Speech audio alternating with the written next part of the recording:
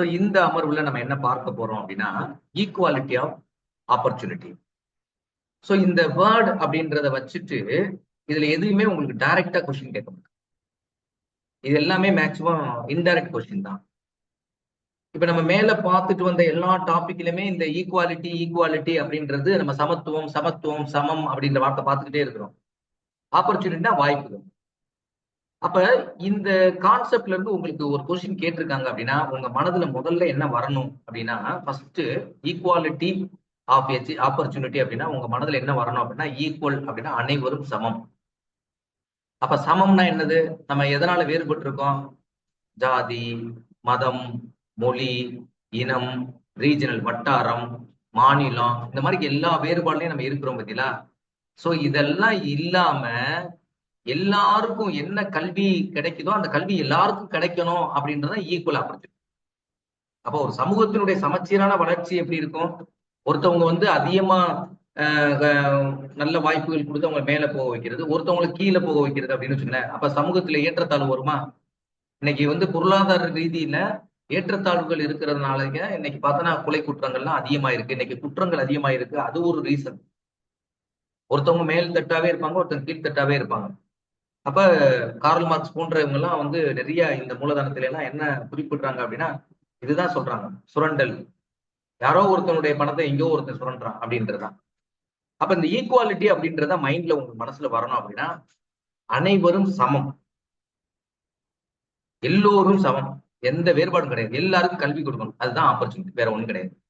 அப்ப எந்த விதமான வேறுபாடும் இல்லாத கல்வியை கொடுக்கணும் அப்படின்றத, கல்வியை பத்தி தான் நம்ம இங்க பேசணும்.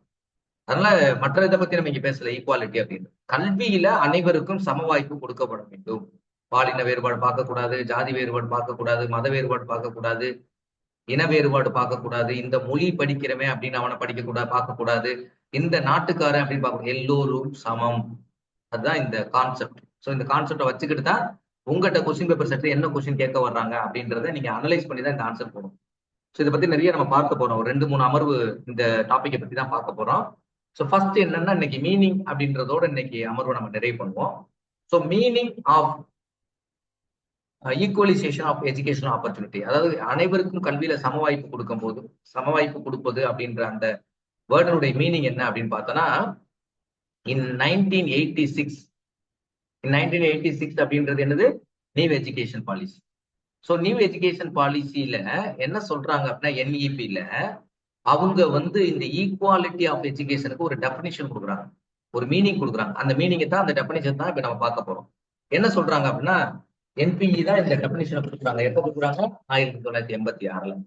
Equality of education, educational opportunities, கல்வியில் அனைவருக்கும் சம வாய்ப்பு கொடுக்கப்படுவது அப்படின்றதனுடைய மீனிங், அதனுடைய பொருள் என்ன அப்படின்னு பார்த்தா the provision of standard education from primary education to university education. Primary தொடக்க கல்வியில இருந்து பல்கலைக்கழக கல்வி வரைக்கும் to all the students irrespective of caste, religion, அவங்களுடைய ரிலீஜியன், creed, ரெசிஸ்டன்ஸ், அவங்க வசிப்பிடம் வந்து ஒருத்தர் கேரளாக்காரர் தமிழ்நாட்டில் வசிப்பார், அதனால அவருக்கு நான் கல்வி கொடுக்க மாட்டேன்னு சொல்லக்கூடாது. Or sex and providing opportunity for students to attain the success in education. கல்வியில அவங்க வந்து அவங்க சக்சஸ் பண்றதுக்கான வாய்ப்புகளை நம்ம கொடுக்கணும் அப்படின்னு சொல்றாங்க. அப்ப தெளிவா பாத்துக்கங்க, அதோட மீனிங் என்ன சொல்லுது? Education of equality of educational opportunity means the provision of standard education from, தரமான கல்வி எப்பல இருந்து கொடுக்கணும்? from primary education to university education to all the students. இந்த all the students வார்த்தைகள் என்ன இருக்கு? irrespective of caste, அவங்களுடைய ரிலிஜியன், creed, ரெசிடென்ஸ்ன்றது தடை, இது வந்து ரெசிடென்ஸ்னா என்னது? இடம், இருப்பிடம். ஆர் செக்ஸ், பாலினம், and providing the opportunity for students to attain the success. அவங்களோட வாழ்க்கையில சக்சஸ் பண்றதுக்கு நீங்க எல்லாருக்கும் இந்த சமமான வாய்ப்பை கொடுக்கணும் அப்படின்றதான் இதோட மீனிங். ஸோ இந்த மீனிங்கை வச்சுக்கிட்டு உங்களுக்கு என்ன கேட்கறாங்கன்றத வச்சுக்கிட்டு நீங்க ஆன்சரிங் பண்ணணும். சரியா? ரைட். ஸோ இப்போ அதுல ஒரு பார்ட் அப்படின்னு நம்ம பார்த்தோம் அப்படின்னா ஃபர்ஸ்ட் வந்து need for equalisation of educational opportunity அப்படின்னு பார்க்கும்போது அதனுடைய தேவை என்ன அப்படின்னு பார்த்தோம்னா ஃபர்ஸ்ட் என்ன அப்படின்னா education is the birth right, பிறப்பு உரிமை ஆஃப் எவ்ரி இண்டிவிஜுவல், ஒவ்வொருவருக்குமான ஒரு பிறப்பு உரிமை. அதான் சொல்றாங்க education is the birth right of every individual.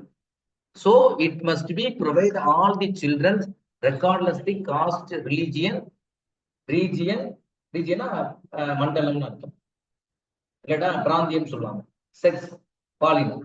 So இதுல எந்த விதமான இல்லாம எல்லாத்துக்கும் கொடுக்கணும். ஏன்னா எல்லாத்துக்கும் பர்த் ரைட், பிறப்பால் அனைவரும் சமம், பிறப்புக்கும் எல்லா உயிருக்கும்,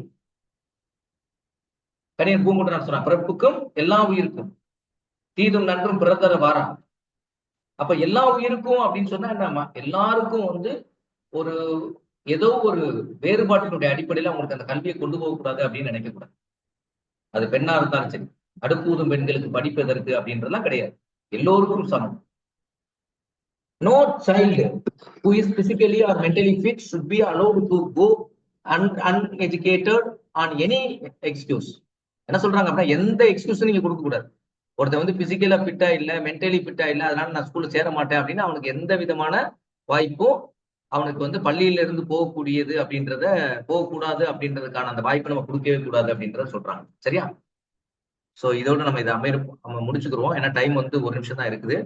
ஸோ இதனுடைய தொடர்ச்சியை வந்து நம்ம நாளைக்கு வந்து திருப்பி நம்ம இதை பத்தி பார்ப்போம். மீண்டும் வந்து நீங்க கிளாஸ்ல ஜாயின் பண்ண தேவை கிடையாது. ஸோ இதோடு இன்றைய அமர்வு நம்மளுக்கு நிறைவு பெறும்.